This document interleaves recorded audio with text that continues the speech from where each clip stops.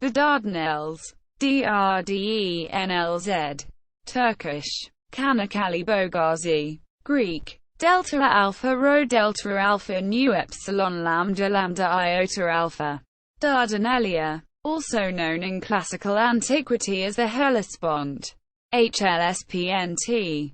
Greek, lambda lambda eta sigma pi omicron nu tau omicron sigma.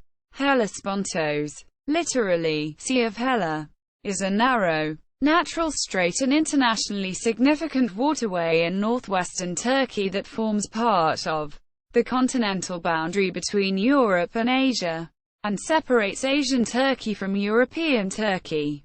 One of the world's narrowest straits used for international navigation.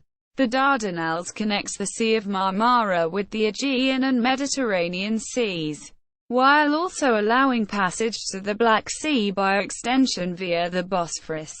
Most of the northern shores of the strait along the Gallipoli Peninsula, Turkish, Gelibolu, are sparsely settled, while the southern shores along the Troad Peninsula, Turkish, Biga, are inhabited by the city of Çanakkale's urban population of 110,000. Together with the Bosphorus, the Dardanelles forms the Turkish Straits. Name: the contemporary Turkish name Çanakkale Boğazı, meaning Çanakkale Strait, is derived from the eponymous mid-sized city that adjoins the strait, itself meaning pottery fort, from Çanak, pottery, plus kale, fortress, in reference to the area's famous pottery and ceramic wares, and the landmark Ottoman fortress of Sultaniye. The English name Dardanelles derives from Dardanelles, an ancient city on the Asian shore of the strait, which in turn takes its name from Dardanus, the mythical son of Zeus and Electra. The ancient Greek name lambda lambda eta sigma pi omicron nu tau omicron sigma, Hellespontos, means Sea of Helle, and was the ancient name of the narrow strait. It was variously named in classical literature Hellespontium Pelagus, Rectum Hellesponticum, and Fretum Hellesponticum. It was so called from Helle, the daughter of Athamas, who was drowned here in the mythology of the Golden Fleece. Geography. As a maritime waterway, the Dardanelles connects various seas along the eastern Mediterranean, the Balkans, the Near East, and western Eurasia, and specifically connects the Aegean Sea to the Sea of Marmara. The Marmara further connects to the Black Sea via the Bosphorus, while the Aegean further links to the Mediterranean. Thus, the Dardanelles allows maritime connections from the Black Sea all the way to the Mediterranean Sea and the Atlantic Ocean via Gibraltar, and the Indian Ocean through the Suez Canal, making it a crucial international waterway, in particular for the passage of goods coming in from Russia. The strait is located at approximately 40 degrees 13 and 26 degrees 26 E. Present morphology. The strait is 61 kilometers, 38 miles, long, and 1.2 to 6 kilometers, 0.75 to 3.73 miles, wide, averaging 55 meters, 180 feet, deep with a maximum depth of 103 meters, 338 feet. Water flows in both directions along the strait, from the Sea of Marmara to the Aegean via a surface current, and in the opposite direction via an undercurrent. The Dardanelles is unique in many respects. The very narrow and winding shape of the strait is more akin to that of a river. It is considered one of the most hazardous, crowded, difficult and potentially dangerous waterways in the world. The currents produced by the tidal action in the Black Sea and the Sea of Marmara are such that ships under sail must await at anchorage for the right conditions before entering the Dardanelles.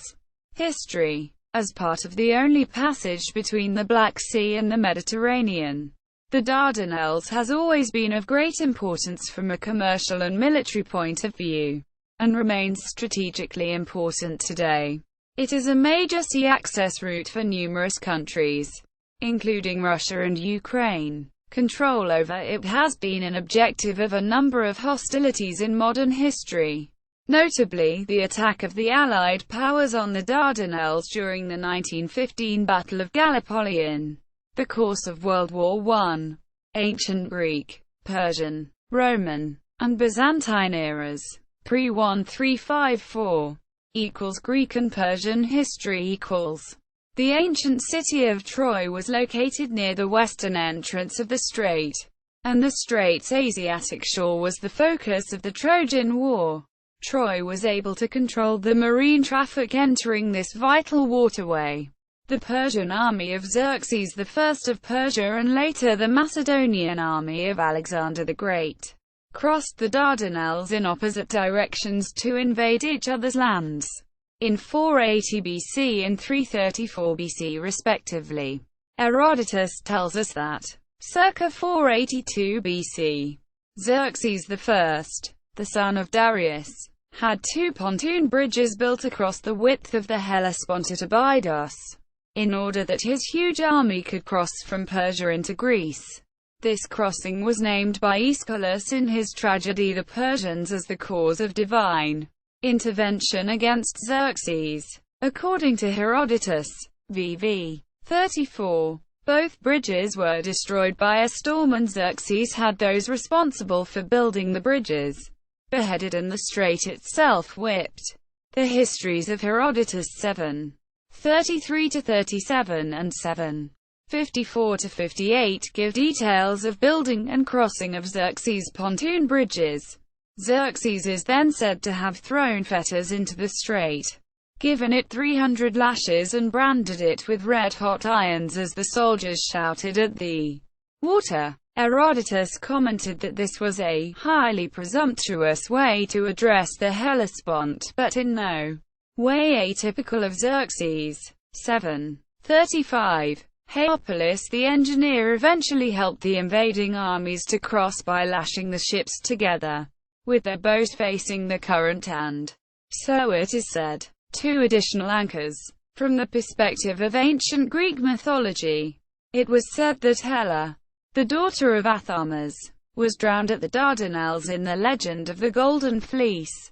Likewise, the strait was the scene of the legend of Hero and Leander, wherein the lovesick Leander swam the strait nightly in order to tryst with his beloved, the priestess Hero, and was drowned in a storm. Byzantine history The Dardanelles were vital to the defense of Constantinople during the Byzantine period. Also, the Dardanelles was an important source of income for the ruler of the region. At the Istanbul Archaeological Museum, a marble plate contains a law by the Byzantine Emperor Anastasius I, 491–518 AD, that regulated fees for passage through the customs office of the Dardanelles. Translation: whoever dares to violate these regulations shall no longer be regarded as a friend, and he shall be punished. Besides, the administrator of the Dardanelles must have the right to receive 50 golden latins, so that these rules, which we make out of piety, shall never ever be violated. The distinguished governor and the major of the capital, who already has both hands full of things to do, has turned to our lofty piety in order to reorganize the entry and exit of all ships through the Dardanelles, starting from our day and also in the future. Anybody who wants to pass through the Dardanelles must pay the following.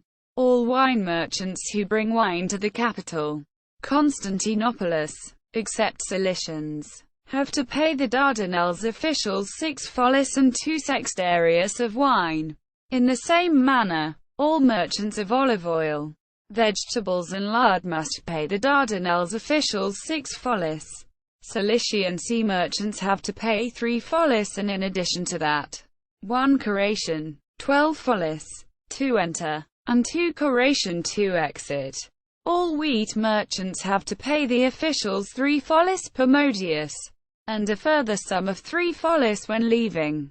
Since the 14th century the Dardanelles have almost continuously been controlled by the Turks.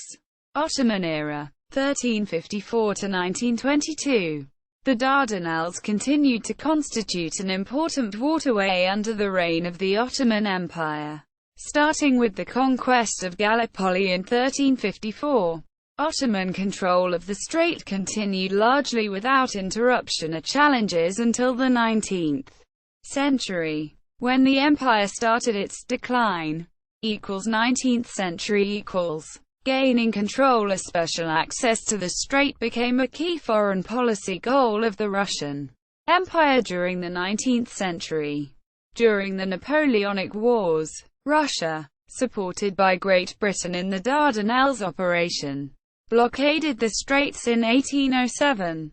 Following the Ottoman Empire's defeat in the Russo-Turkish War of 1828–29, in 1833 Russia pressured the Ottomans to sign the Treaty of Hungaria-Skalisi, which required the Straits to be closed to warships of non-Black Sea powers at Russia's request. That would have effectively given Russia a free hand in the Black Sea.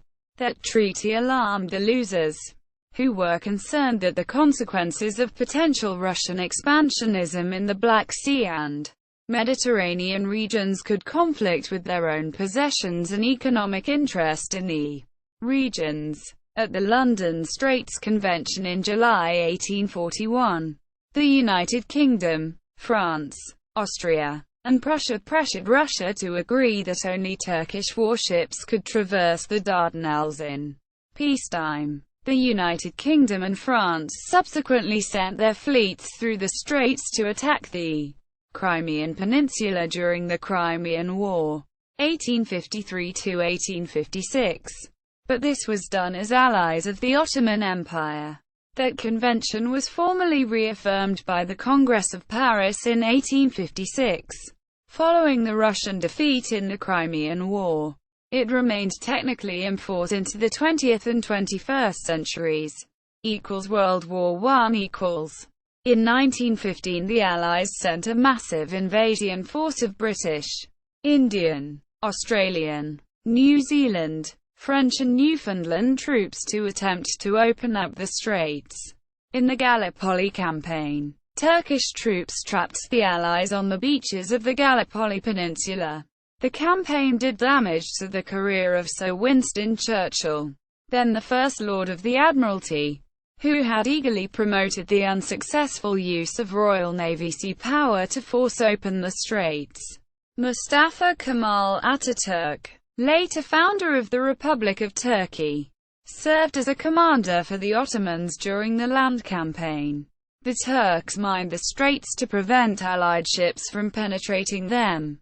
But in minor actions, 2 submarines, 1 British and 1 Australian, did succeed in penetrating the minefields. The British one sank an obsolete Turkish pre-dreadnought battleship off the Golden Horn of Istanbul.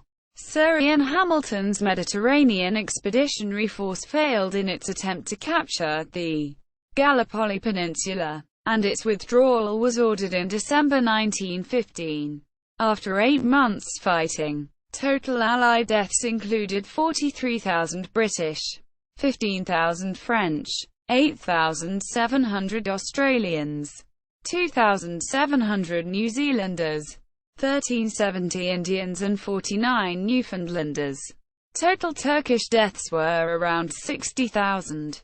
Following the war, the 1920 Treaty of Sèvres demilitarized the strait and made it an international territory under the control of the League of Nations. The Ottoman Empire's non-ethnically Turkish territories were broken up and partitioned among the Allied powers, and Turkish jurisdiction over the straits curbed. Turkish Republican and modern eras. 1923–present. After the dissolution of the Ottoman Empire following a lengthy campaign by Turks as part of the Turkish War of Independence against both the Allied powers and the Ottoman court, the Republic of Turkey was created in 1923 by the Treaty of Lausanne, which established most of the modern sovereign territory of Turkey and restored the straits to Turkish territory, with the condition that Turkey keep them demilitarized and allow all foreign warships and commercial shipping to traverse the straits freely. As part of its national security strategy, Turkey eventually rejected the terms of the treaty, and subsequently remilitarized the Straits area over the following decade.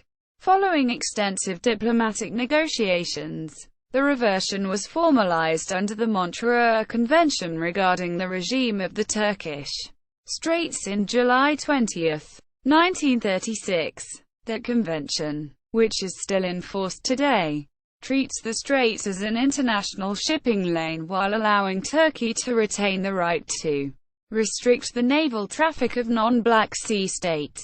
During World War II, through February 1945, when Turkey was neutral for most of the length of the conflict, the Dardanelles were closed to the ships of the belligerent nations.